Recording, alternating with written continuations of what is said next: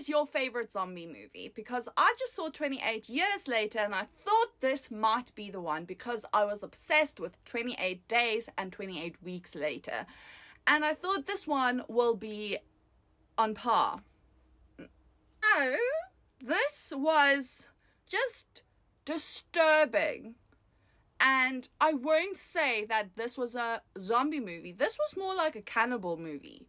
So within 28 Years Later, I feel like the zombies are more Neanderthal depicted and they're all naked. And I didn't want to see that many naked pieces when watching a zombie movie. Like, I feel like all the plots were very undeveloped, but I know there are going to be a second one and apparently a third one as well. So, like, the story will continue and maybe those plots will get developed. So to me, the zombies was kind of reflecting back to early humanity, and like they started to adapt with the natural environment. They started to build communities within one another. I mean, you do see that by having like little families and little, and like they stuck together and they lived off the land and they weren't at this stage interrupting anyone. Like obviously, when the humans came into their territory, they fought back, especially later. And I don't want to go into like spoilers, but this is going to be spoilers. I feel like the alpha went after them to get the baby because it was his baby, and how that whole scenario made me think of wildlife and how wildlife will literally leave you alone until there's a human disturbing their environment and coming in as a threat, and then they will retaliate. They adapt and blah blah blah. So I thought that was kind of like maybe the message he wanted to create. The message of these zombies are like learning and they're evolving and they're adapting to the environment. So leave them alone. You'll find them on your island. Just leave them alone.